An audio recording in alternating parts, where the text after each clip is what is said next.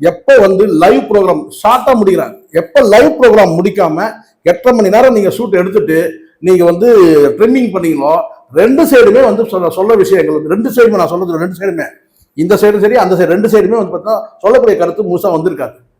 இதெல்லாம் நிறைய நடக்கும். அதனாலதான் இந்த கர்மத்துக்குலாம் நம்ம போறது கிடையாது. இது நான் சொல்றேன் பாருங்க. ஏன் இந்த டிபேட் எல்லாம் போய் உட்காந்து கேட்டா நம்மள பேச விட மாட்டான், அவன் ஒரு அஜெண்டால இருப்பான் சேனலு.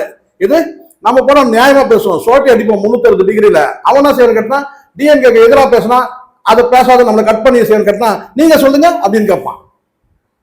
நம்ம சொல்லி முடிச்சிருக்க மாட்டோம், நீங்க கொஞ்சம் வெயிட் பண்ணுங்க சொல்லிட்டு நமக்கு நேரத்தை. இப்ப நம்ம வந்து அவன் என்ன மைண்ட் செட்ல இருக்கிறானோ, அவன் ஏடிஎம்கே ஃபேவரோட டிஎம்கே ஃபேவரா இருந்தான்னா அந்த டிபேட்ல என்ன செய்வானா, நம்ம வந்து நம்மளோட மைண்ட் செட் என்ன பார்த்துப்பான்.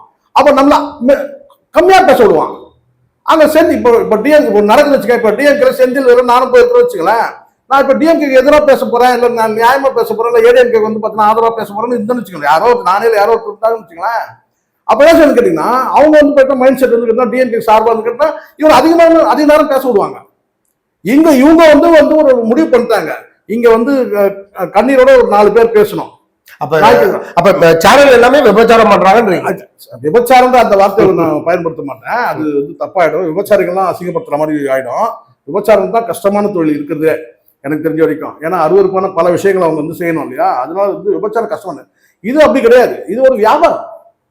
வியாபாரத்துக்காக பேசக்கூடிய இடத்துல போயிட்டு நீங்க என்ன எத்திக்ஸா பேச முடியும்?